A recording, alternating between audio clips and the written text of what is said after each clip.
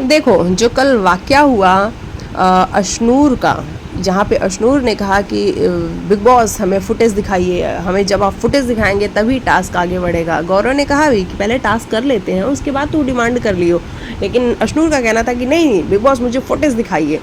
और जिस तरीके से अशनूर का एटीट्यूड था कल, वो कहीं ना कहीं मुझे भी थोड़ा सा गलत लग रहा था। मुझे ये लग रहा था कि अशनूर को पता ही नहीं है कि एग्जैक्टली हुआ क्या। अशनूर बिना मतलब बिना वजह के इस बात में कूदी और उसको लगा कि ये बात उसके कॉन्टेक्स्ट में हो रही थी। हालांकि ये बोलना अमाल का कि तू कुतिया है, कुतिया वर्ड उसने यूज़ किया, या फिर तू भोंकती रहती है, ये चल चुप रह, तू भोंकती रहती है, तू अपना भोंकना बंद कर, ऐसा उसने कुछ बोला। और ये बोला कि अशनूर के कुछ बोलो तो इसके सुरसुरी लग जाती है, ये वर्ड बोला।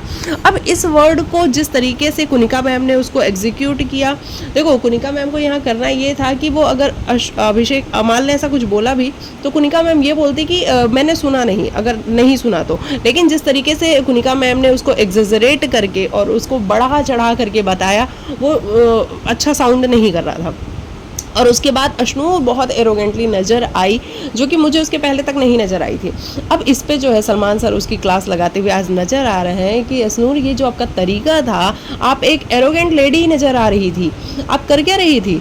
आपको अगर लगता है कि बिग बॉस से आप जिस तरीके से ऑर्डर अथॉरिटेटिव एटीट्यूड में आई थी आपकी, बिग बॉस मुझे फुटेज दिखाओ, फुटेज दिखाओगे मैं तभी टास्क को आगे कंटिन्यू करूँगी। तो अगर बिग बॉस जैसा सदस्य इस घर में होता तो वो कितनी उम्र का होता लमसम। तो यहाँ पे लोग डैड फिगर, बड़े पापा ऐसी बातें करने लगे। तो अच्छा चलो बड़े पापा, तो बड़े पापा से आप अपने ऐसे बात करती हो। और इस तरीके से अशनूर को जो है वो एम्बेरस करने की पूरी ट्राई की गई। मैं मानती हूँ कि अशनूर की गलती थी, मैं ये चीज़ मानती हूँ, कल अशनूर की गलती थी। अशनूर को पूरा कॉन्टेक्स्ट ही नहीं पता था, लेकिन फिर भी उसने उस फाइट में वो इन्वॉल्व हुई। हालांकि ये जो भौंकना वर्ड है ये गलत तो है, लेकिन बिग बॉस के इस सीज़न में ये भौंकना, पट्टा डाल दे गले में, ये बातें इतनी कॉमन हो चुकी हैं। और इन सब का क्रेडिट किसी एक इंसान को अगर मैं कहूँ तो वो जाता है शहबाज को। शहबाज ही इन सारी चीज़ों के पीछे है। उसके लिए कुत्ता वर्ड बड़ा नॉर्मल है, भौंकना बड़ा नॉर्मल है, गले में पट्टा डाल देना बड़ा नॉर्मल है। ये सारी चीज़ें उसके लिए बहुत नॉर्मल चीज़ें हैं, और उसी ने इस सीज़न में ये सारी चीज़ों को नॉर्मलाइज़ किया है। अदरवाइज़ तो भौंकती रहती है, ये भी बहुत अजीब सा ही साउंड होता है और अच्छा बिल्कुल भी साउंड नहीं होता है। लेकिन हाँ, सलमान सर जो है वो अशनूर की क्लास लगा तो रहे हैं।